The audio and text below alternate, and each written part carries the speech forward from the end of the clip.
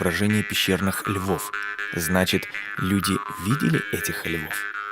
Но вот то, что щука ловила рыбу для человека, казалось совершенно невероятным. Как такое могло быть на самом деле?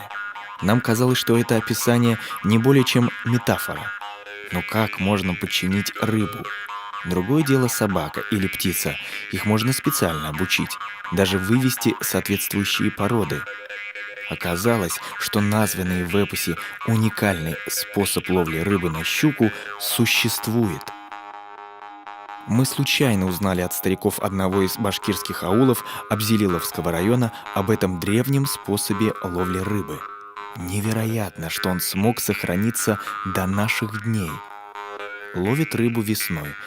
В полынью опускают живую щуку-самку на привязи.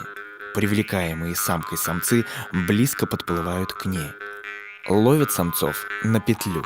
Вытащить щуку, заплывшую в петлю, оказывается делом сноровки и удачливости рыболова.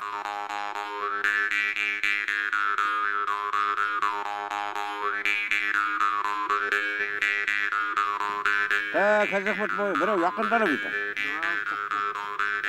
Я киргитти булай.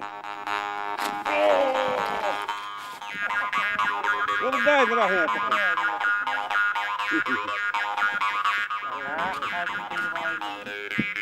Айбат жиберип турбайбы.